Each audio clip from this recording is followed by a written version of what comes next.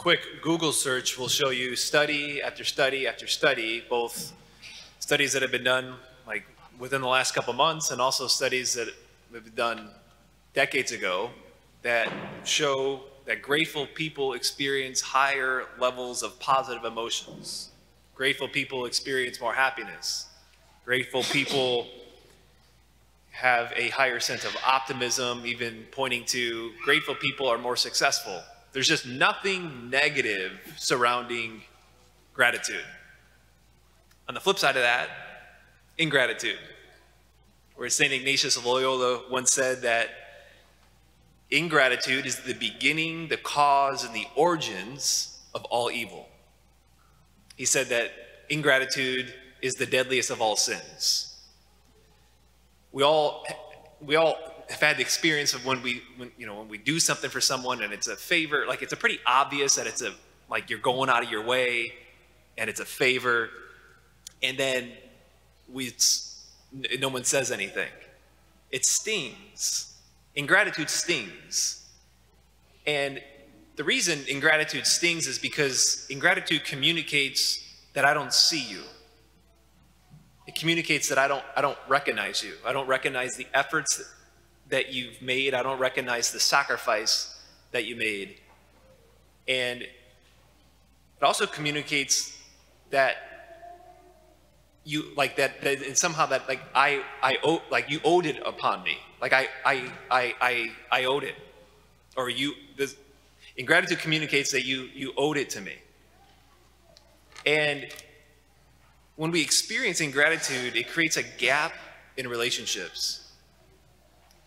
It's something that should be there, but it's not there. And harm is done to relationships. Studies have shown that, especially, I mean, just think of, studies have shown that when a given spouse feels that their spouse is not grateful for them, that it can really harm the relationship. It can destroy the relationship if it goes on and on and on. There's a psychology professor, Robert Edmonds, who points out that gratitude binds people together in relationships. And he says that gratitude is thus one of the building blocks of civil and humane society. And in the Christian tradition, as St. Ignatius also said, that gratitude is the fundamental building block in the spiritual life. Because gratitude makes us more human. To be human is to be a creature. And creatures, of course, are dependent. And so if being more grateful can make us more happy, if being more grateful can help our relationships, and if ingratitude is said to be the cause, the beginning, and the origins of all evil, I think it's helpful, or it'd be a good idea for all of us to cultivate more gratitude.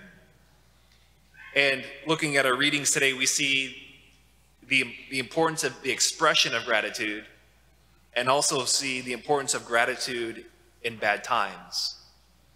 So first, the expression, our gospel is familiar to us. It's where Jesus and the 10 lepers, they're off to a distance because lepers, of course, are cast out from the community, and Jesus heals all 10 of them. And one comes back and lays down at Jesus' feet to give him praise and give him thanks for what he's done. And in verse 17, Jesus said, 10 were cleansed, were they not? Where are the other 9? And the Greek, it kind of really brings out more of the sting that is felt here. Because in the Greek, the last word of the phrase is where. So more literally, it's the other 9, where? Like something's missing. Something that ought to be there is not there. There's a gap. And the thing is, I think if somebody stopped those 9 lepers who didn't come back and said, hey, like, I can't believe how the ingratitude that you have not to come back and to think, they would say, what are you talking about? Of course we're grateful. Like, look at our skin. We're healed. We're not cast out from the community anymore. We feel incredible amount of gratitude. Don't say that we're not grateful. See, but they didn't express it. And unexpressed gratitude communicates to the other person ingratitude. One can feel gratitude like deep down, but unexpressed gratitude communicates to the other person ingratitude. I think if you asked most people if they're ungrateful, they would reply, I'm not ungrateful. I'm incredibly grateful. I'm grateful like for my family, for my house, for my work. Even if you press somebody on and like something that they've done, or even somebody presses us and to say, man, the thing that I just like did for you, you're not grateful. And you'd say, come on, honey, you know I'm grateful for what you did, or mom and dad, of course I'm grateful for everything you've given me. But that's the thing, like, no, I don't know, because you didn't express it. You could feel it, but unexpressed gratitude communicates ingratitude. And so, like, it just makes me think of all the people in my life who haven't heard my gratitude from my lips. People that I haven't expressed my gratitude toward. Because unexpressed gratitude communicates ingratitude. And that's with people. That's with those that are loved ones. And if it doesn't happen, it creates a gap. Something that should be there isn't there. But it's also the case, and it's certainly the case, maybe most certainly the case with God. When unexpressed gratitude is there with God, it creates a gap. And it does harm to the relationship to need to express the gratitude for him who we owe everything towards, in both good times and in bad. Which brings us here to that second point. Oftentimes we don't catch the gospel refrain that the cantor sings in between the two alleluias.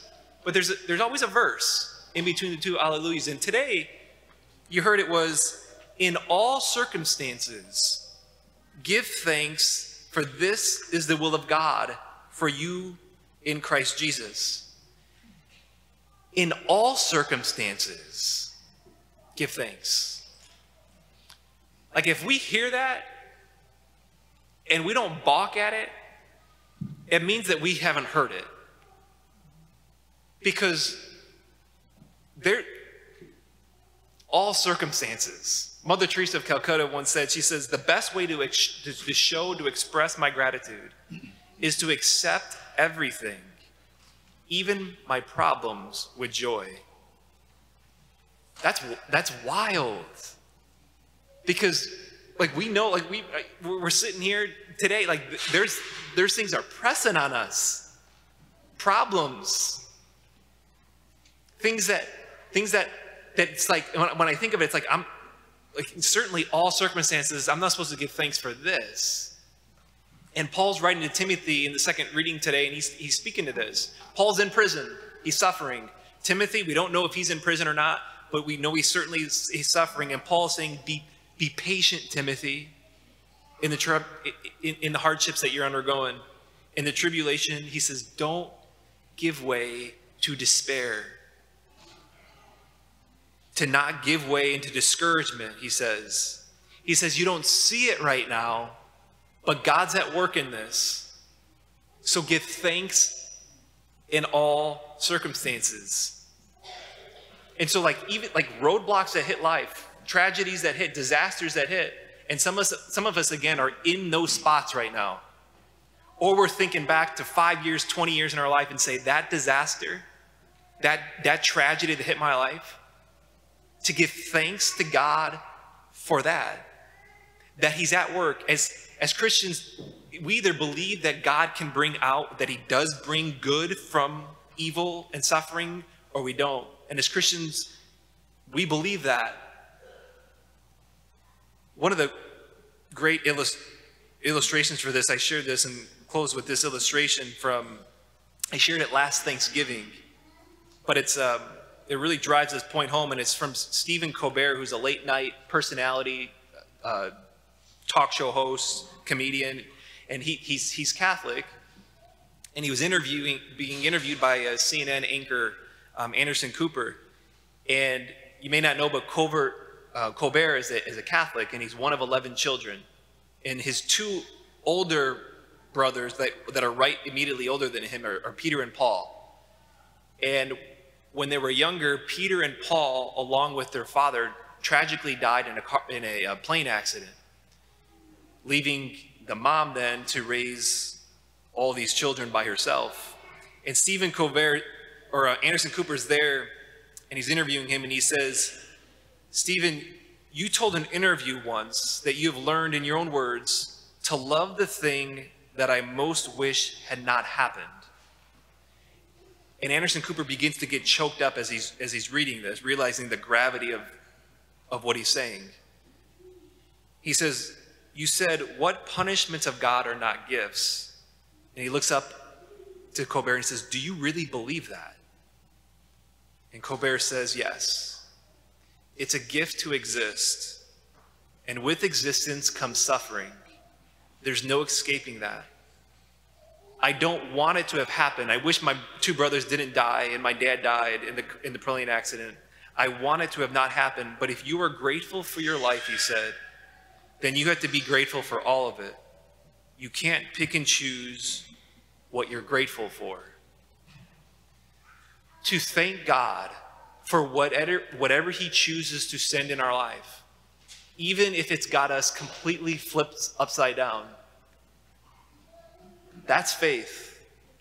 That's dependence upon him. That's the perspective of a committed disciple. And it's extreme, but it's what the Lord asks us to do. And so this week, maybe we remember, we think, when we know that ingratitude stings, that it creates a gap in a relationship that's with relationship with our loved ones and also relationship with God. So for us this week to look at our relationships, who needs to hear you say to them, "I appreciate you. I thank God for you." And to say it to them, to close the gap that's there. That's something that should be there that's not there. Don't let unexpressed gratitude be taken as the other person as ingratitude. And most of all, for us to be grateful to him. Let's write this, Matt. The Eucharist means thanksgiving. Maybe at the elevation of the host today, at the elevation of the chalice, of his body and blood, we give him thanks for all that he's given us, all that he's done for us. And don't even to let that opportunity go by, to be unexpressed gratitude. To give thanks to him and praise to him in all things, in good times and in bad.